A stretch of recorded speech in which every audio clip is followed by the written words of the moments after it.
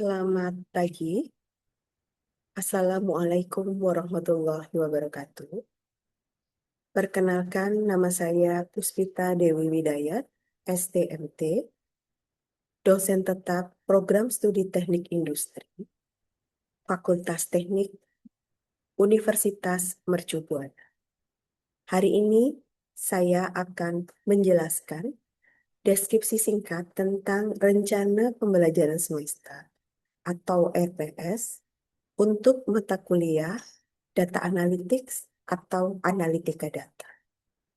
Mata kuliah ini memiliki kode mata kuliah W1625000017. Mata kuliah ini termasuk mata kuliah wajib program studi. Memiliki bobot SKS 2 yang akan diajarkan pada mahasiswa semester. Saya akan menjelaskan deskripsi singkat mata kuliah. Mata kuliah Data Analytics atau Analitika Data membahas dasar-dasar dan metodologi analitika data terkait pengumpulan, pengolahan, dan analisis data dalam konteks big data dan data non-konvensional dalam rangka meningkatkan pemahaman dan efektivitas proses-proses bisnis organisasi.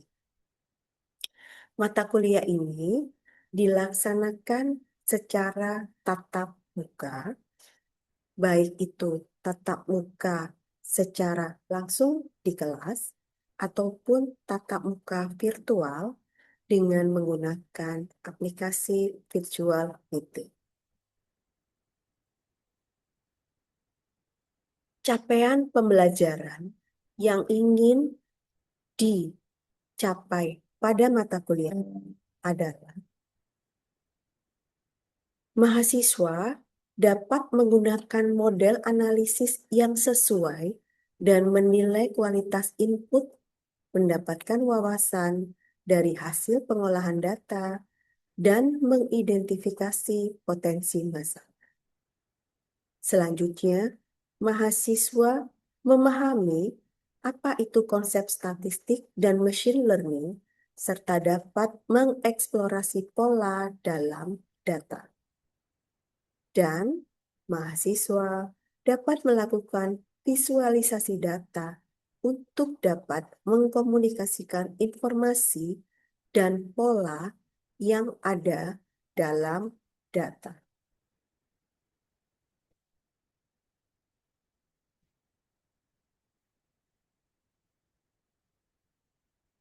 Bahan kajian yang akan dipelajari pada mata kuliah ini adalah Information Concept and Processing, Information Engineering Application, serta Eksperimen Laboratorium TIK.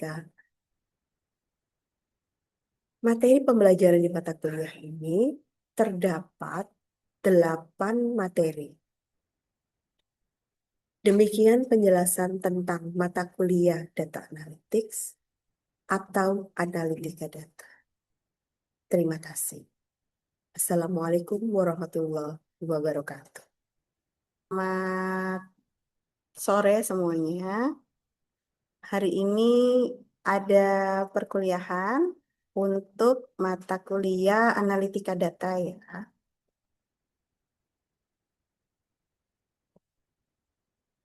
Oke. Bisa terlihat PowerPoint-nya? Terlihat, Ibu. Bisa, Bu. Oke. Nah, oke. Topiknya tentang K-means neighbors ya. Nah, ini kita penjelasan sedikit tentang K-nearest neighbor merupakan salah satu metode pembelajaran tersupervisi yang dapat mengklasifikasikan data berdasarkan tingkat kedekatan data dengan sekumpulan data yang lampau. Jadi kata kuncinya di sini adalah kedekatan data, kan nearest ya. dari kata near, dari kata dekat ya. Kemudian data uji, data yang baru diklasifikasikan berdasarkan mayoritas kedekatan jarak dari kategori yang ada dalam sebuah KNN. K nearest neighbor itu disingkat KNN. Ya. Kemudian klasifikasi menggunakan voting terbanyak di antara klasifikasi dari K objek. Ya. K itu adalah titik ya, titik terdekat. Analoginya seperti ini ya. Jadi kita bisa melihat di sini bahwa ada sebuah data, ceritanya adalah sebuah data, data yang ini kita pengen tahu dia kategorinya itu termasuk kelas A, bintang hijau, atau kelas B, segitiga hijau muda. Bagaimana cara mengklasifikasikan dan mengkategorikannya? Seperti ini. Ini adalah berdasarkan kalkulasi data. Si tanda-tanya kotak kuning ini lebih dekat kemana? Apakah lebih dekat ke bintang hijau atau lebih dekat ke segitiga hijau muda? Maka kita menggunakan analogi algoritma k-nearest neighbors itu finding neighbors dan voting for labels. Jadi kita menggunakan siapa yang paling dekat sejumlah 3 titik dari si kotak tanda tanya kuning ini.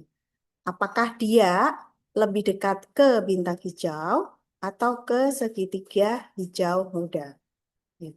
Kalau dihitung K3 itu artinya ada 3 titik yang terdekat yang mana? Gitu. Itu yang dimaksud. Maka terdekat tersebut yang paling banyak itu yang akan menentukan si data baru yang berupa tanda tanya kotak kuning ini masuk kategori klasifikasi tersebut. Nah, kemudian untuk menghitungnya menggunakan apa? Menggunakan perhitungan jarak. Nah, metodenya dengan definisi perhitungan jaraknya seperti ada di slide. Jarak merupakan pendekatan yang umum dipakai untuk menggambarkan kedekatan data atau atribut atau fitur. Semakin kecil nilai jaraknya, maka semakin dekat kesamaan kedua data atau atribut atau fitur tersebut. Jadi, yang dicek adalah dia lebih dekat ke bagian yang mana, ke klasifikasi yang mana. Karena menunjukkan dia akan kesamaannya itu lebih banyak. Nah, untuk perhitungannya, metode perhitungan jarak itu ada 3. Jarak ada namanya jarak Euclidean, ada jarak city block sama jarak Chebyshev. Ya, ini kalau Euclidean secara rumusnya seperti rumus segitiga Pitagoras ya. Akar X kuadrat ditambah Y kuadrat. Nah, kalau jarak city block itu Y plus E. Y-nya itu adalah yang garis vertikal. Terus jarak city blocknya itu adalah ini X-nya, yang Y apa X-nya itu adalah jarak yang horizontal. Sedangkan Chebyshev itu pakai max Y, X. Tuh. Untuk mata kuliah ini dan untuk sesi ini kita hanya akan menggunakan jarak Euclidean ya. Dengan perhitungan jarak di 2 titik menggunakan Euclidean distance seperti ini. Ya. Jadi misal kita ada satu titik X1, Y1 di sisi bawah sini. Kita ingin tahu nih jaraknya dia dengan yang di sisi atas X2, Y2. Ya. Maka yang dihitung adalah seperti segitiga Pythagoras adalah D-nya ini. Maka rumusnya akan menjadi Y2 min Y1, X2 min X1 yang akan dimasukkan ke rumus Euclidean distance. Nah, ini rumus lengkapnya. Akar X2 min X1 kuadrat ditambah Y2 min Y1 kuadrat. Ini adalah jarak 2 titik dengan menggunakan Euclidean distance pada k-nearest neighbors. Tuh. Kemudian, algoritma KNN sendiri itu gimana sih cara membuatnya atau cara menggunakannya? Ya. ada 5 langkah untuk menggunakannya. Oke. Yang pertama adalah menentukan parameter K. K ini adalah perwakilan jumlah tetangga paling dekat. Gitu. Itu K. Jadi tetangga paling dekat mau berapa? Oh, saya butuh 3 tetangga yang paling dekat. Oh, saya butuh 4. Oh, saya butuh 5. Atau oh, saya cuman pengen 2 aja. Itu tergantung. Ya. Kemudian berikutnya, poin kedua, menghitung kuadrat jarak Euclidean objek terhadap data training atau data baru. Kemudian yang nomor 3, mengurutkan hasilnya. Dari nomor 2 ya sudah dihitung tadi ya, pakai rumus Euclidean secara ascending. Jadi secara yang paling kecil itu jaraknya itu dikasih nomor awal. Yang paling jauh jaraknya dikasih nomor akhir. Kemudian mengumpulkan kategori Y adalah hasilnya, dan menggunakan voting mayoritas untuk dapat memprediksi kategori objek. Jadi dari hasil perhitungan dan mengurutan ini, kita akan tahu titik data baru tersebut termasuk di kategori klasifikasi data yang sebelah mana. Oke, saya lanjutkan ya. Ini adalah contoh perhitungan. Ya, kalau tadi kan rumus-rumus ya, Anda mungkin punya gambaran bingung. Oh, nanti mau gimana nih cara ngitungnya? Nah, ini ada contohnya. Misalkan, jika diketahui sebuah dataset yang menggambarkan kualitas kertas tisu, kualitas itu hasilnya atau Y-nya ya, ada 2 kategori, baik dan jelek. Ya. Kemudian ceritanya, untuk parameter kualitas kertas tisu itu ada 2 parameter variabelnya, yaitu daya tahan terhadap asam atau X1 ya, dan kekuatan kertas atau X2. Ceritanya gitu. Ya, kemudian dari sebuah data quality control dimasukkan ke dalam sebuah tabel. Ya, ada berapa ini? Ada 1, 2, 3, 4, 5, 6. Ada 6. Ada 6 data. Ya, ada 6 data, ada 6 baris. Ya, masing-masing punya kategorinya beda-beda. Ada yang baik, ada yang jelek. Ya. Kemudian, tiba-tiba pihak QC ini menambahkan data baru nih. Ada data baru, Bu. X1-nya adalah 7, X2-nya adalah 4. Nah, pihak QC-nya itu mau menempatkan data baru tersebut menjadi kategori apa nih? Mau kategori baik atau kategori jelek? Ya, maka dilakukanlah sebuah perhitungan. Nah, ini perhitungannya. Dengan menggunakan Euclidean distance, maka dilakukanlah sebuah perhitungan. Perhitungannya jarak. Jadi X1, X2 yang baris pertama akan dihitung berdasarkan jaraknya X1, X2-nya ini berdasarkan data yang baru. Maka dihitung.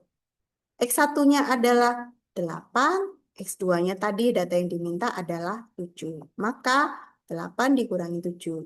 Dikuadratkan, ditambah X2-nya adalah 4, X berikutnya adalah 4. 4 dikurangi ini. Semua dihitung. Ya, dihitung, hasilnya ditentukan. Oh, ternyata kalau di baris pertama, data pertama, jaraknya adalah 1. Baris kedua, jaraknya adalah 3,16. Baris ketiga, 3,6. Baris keempat, 3. Baris kelima, 2,83. Dan baris keenam, 1,41. Ini adalah hasil perhitungan dari Euclidean distance. Ya, sampai sini ada pertanyaan? Aman ya? Oke. Terus habis itu, Aman. oke. Habis itu apa? Mari kita lanjutkan. Ini masih belum nih, ini baru ngitung doang nih, hitung jaraknya. Kemudian diurutkan. Ya, kalau tadi dari urutan angka jaraknya 1 sampai dengan yang terakhir 1,41, maka diurutkan. yang paling dekat dikasih kode urutan pertama. Nomor satu, satu. Nomor dua adalah 1,41. Nomor tiganya adalah 2,83. Nomor empatnya 3, 3,16. Sampai nomor terakhir, baris keenam, urutan keenam adalah 3,60. Yang kebetulan ada di baris ketiga. Nah, gampang ya. Oke. Berikutnya, kalau sudah diurutin, kita cek. Nah, kita mau berapa data terdekat. Kita mau K-nya 3, Bu. Oke, kita berarti kita akan menghitung 3 titik atau 3 kategori terdekat dari titik yang baru dimasukkan, data yang baru dimasukkan ini. Berarti 3 teratas, urutan 1, urutan 2, urutan 3. Ya, oke, oh iya 1, 2, 3. Ya, betul. Oke, sedangkan kemudian kita akan melakukan voting. Nah, oke, data yang pertama, dia kategorinya apa? Baik. Oke, berarti baik punya voting 1. Urutan kedua, baik. Oke, baik punya voting 2. Urutan ketiga, jelek. Oke, jelek punya voting 1. Kemudian kita bandingkan kategorinya. Yang baik itu ada 2, yang jelek ada 1. Maka data yang baru saja masuk kategorinya adalah baik. Nih, ya. Oke, bisa dipahami ya sampai sini? Oke. Bisa, Bu. Oke. Nah, sebelum masuk ke latihan soal nih ceritanya, ada pertanyaan nggak ya? Ada yang mau ditanyakan? Silahkan. Hafiz, Via, Tania, Elza. Saya, Bu. Oke. Siapa yang mau nanya? Elza, silakan Elza. Kenalkan, nama saya Elza Yanita. Izin bertanya, Bu. Ya. Seperti contoh soal tadi, itu kan kita udah tahu nih kalau misalnya baiknya itu 2, jeleknya itu 1. Nah, pertanyaannya tuh bagaimana jika hasil klasifikasi kategorinya tuh sama, kayak 2 perhitungan jarak termasuk ke kategori baik dan 2 perhitungan jarak masuk ke kategori jelek juga, Bu. Nah, data baru itu akan masuk ke kategori mana ya, Bu? Oke. Oke, terima kasih Elza. Kalau seandainya ada 2 kategori yang sama nih ya ceritanya. Kalau ini kan kebetulan karena dia kayaknya ganjil ya, 3 ya. Jadi kan enak nih 2 banding 1 pasti kan ya gitu loh. Atau 1 banding 2. Kalau misal kayaknya itu genap, ada yang baik, seimbang dengan yang jelek. Biasanya kalau untuk implementasinya itu turun 1.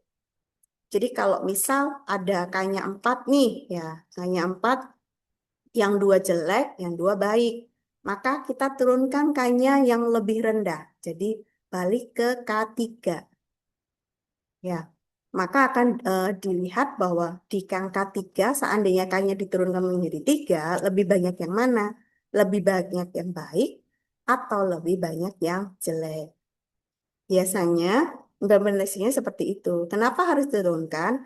Karena yang kita butuhkan kan jarak terdekat nih ya. Gitu loh. Kalau kita naik ke atas, berarti yang jaraknya antar data itu akan menjadi lebih jauh. Kita kan nggak butuh itu. Kita justru butuh jarak yang terdekat karena agar isinya datanya itu kesamaan memiliki kesamaan sifatnya seperti itu. Ya, kalau 6, 3, 3 misal, maka turunkan menjadi harus menjadi kayaknya sama dengan 5. Gitu. Kalau 4, berarti kategorinya harus diturunkan menjadi kayaknya menjadi 3, bukan menjadi 4. Begitu. Oke, oke ya. Terima kasih pertanyaannya. Bisa dimengerti ya semua? Oke. Ya, Saya Bu. lanjut ya. Bisa, Bu. Oke. Oke, terima kasih. Sekarang saya lanjut. Nah, ini ceritanya ada contoh soal. Kalau tadi X1, X2 saja. Sekarang saya kasih waktu singkat deh ya. Kan gampang nih, tinggal kalau ada 3, satu X2, X3, seperti apa? Ngitungnya sama saja seperti yang sebelumnya ya. Kalau X1, hitungannya adalah X1 dikurangin data yang baru, kemudian 5 ini juga dikurangi data yang baru. Jadi ceritanya contoh kasusnya adalah sebuah lembaga perbankan ingin mengembangkan sistem prediksi penerimaan ajuan pinjaman nasabah berdasarkan 3 atribut. X1 variabelnya adalah umur, X2 adalah kredit rating, X3-nya adalah nilai pinjaman. Kategorinya ada 2, yaitu ditolak atau diterima. Tiba-tiba ada orang yang memasukkan data baru dengan X1 50, X2 3, dan X3-nya 40. Dia pengen tahu ini kategorinya mau diterima atau ditolak. Ya, sama dengan tabel sebelumnya, saya di sini sudah sediakan tabel. Nah, silahkan Anda menghitung perhitungan jaraknya. Ya, dengan rumus yang tadi ya. Yuk, silakan. Saya kasih waktu berapa nih? 1, 2, 3, 4, 5, 6. 6. Berarti masing-masing 1 menit deh, gantian deh. Yang misal ini ada berapa orang? 4 ya? 4 apa 5 orang ya? 5. Oke, 5. 5, Terus Bu. yang Hafiz ngerjain yang 40 dikurangi 50 yang baris pertama. Ini Hafiz ya. Baris keduanya Artamevia. Baris ketiganya Tania. Baris keempatnya Elza. Terus tadi ada Galih ya? Oke. Baris Iya, berikutnya Bu. ada Galih. Oke, nanti yang terakhir saya kasih bonus nih. Yang bawah saya ngerjain. Ayo, saya kasih kesempatan 1 menit aja deh. Gampang kok, kan ada kalkulator tuh. Ya,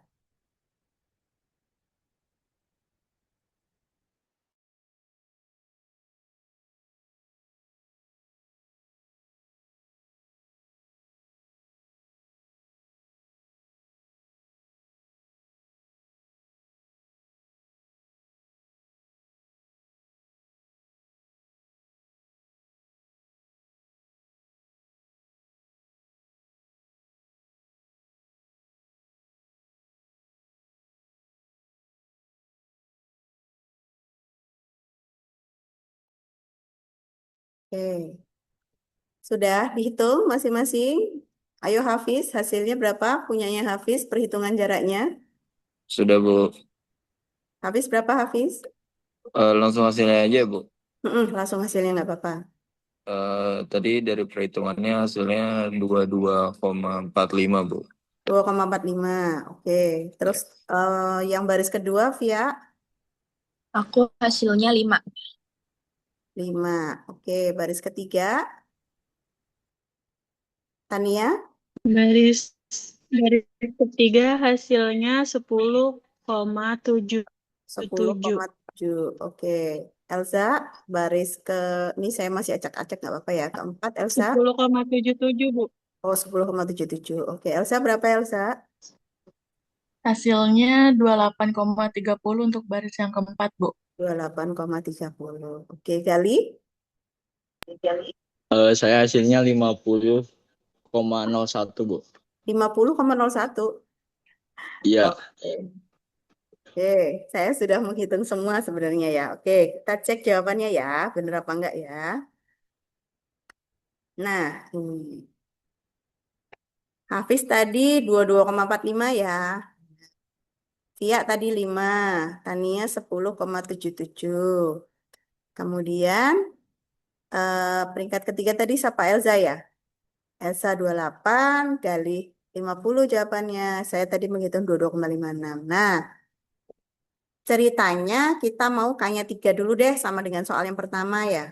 Nah, maka kita urutkan Yang paling kecil yang 5. Yang paling gede adalah 50. Kita urutkan. Kalau kayaknya 3 sama dengan tadi, maka 5 nomor 1, nomor 2-nya 10, nomor 3-nya 22,45. Maka kesimpulannya data baru tersebut akan ditolak. Tuh, ya. Oke, paham ya? Oke. Nah, berikutnya adalah implementasi. Sebenarnya Canier's Neighbors itu untuk keseharian kita sebagai orang teknik industri itu mau dipergunakan seperti apa sih? Tuh. Nah, ini hubungannya. Ya, berdasarkan sebuah jurnal penelitian, ya, hubungan antara penggunaan Canier's Neighbors sama HOR. HOR itu adalah House of Risk. Jadi, cara untuk menghitung analisa resiko itu ada yang namanya House of Risk. Ya, ternyata ada kaitannya. Jadi kalau kesehariannya kita untuk penelitian, untuk keseharian kita untuk orang teknik industri, kalian belajar logistik kan ya? Supply chain, logistik belajar kan ya? Nah, Belajar, tabel- Bu, belajar. nah, itu ternyata bisa dipergunakan. Contohnya, untuk data logistik, jarak, waktu tempuh, kepadatan, dan riwayat delay. Ini contohnya adalah variabel dari sebuah data logistik. Ya, Chemist Neighbors itu bisa dipergunakan untuk pengelompokan rute atau simpul. Ya, kalian belajar juga transportasi kan ya? Ada yang udah ambil belum transportasi? Atau anak 23 ya? Belum ya? Belum, Bu, kalau semester ini. Baru semester ini. Nah, gitu. Ternyata bisa dipergunakan. Untuk apa? Untuk membuat profil klasternya. Dia masuk kategori rute padat atau rute terjauh. Misal, misal untuk mengelompokkan klaster rute-rute tersebut. Ya, berikutnya, setelah di kategorinya ada 2 klaster, ternyata 2 klaster tersebut yang dikelompokkan dari Chemist Neighbors itu bisa dipergunakan untuk membuat House of Risk-nya, menghitung ARP atau Aggregate Risk Potential dan melakukan penjelasan atau deskripsi aksi mitigasi spesifik per karakteristik rute. Jadi ceritanya, kalian menghitung berapa resikonya 10, 9, 8, dan yang terkecil adalah 0. Kemudian, ketika kamu sudah tahu klasternya, kelompoknya masing-masing, maka kamu bisa menghitung bagaimana resikonya per kelompok. Terus kamu bisa melakukan cara usulan untuk menghilangkan resiko tersebut. Tuh. Oke ya, ini adalah salah satu contoh implementasinya. Biasanya kan kalau kalian teori kan mikirnya, teori buat apa ya, buat apa ya. Nah, ini ternyata memang bisa dipergunakan. Oke, ada pertanyaan sampai sini? Ya. Nah, oke, saya rasa cukup sekian presentasi eh, pembelajaran hari ini. Kelasnya saya tutup. Terima kasih. Assalamualaikum warahmatullahi wabarakatuh. Waalaikumsalam. Waalaikumsalam. Saya stop.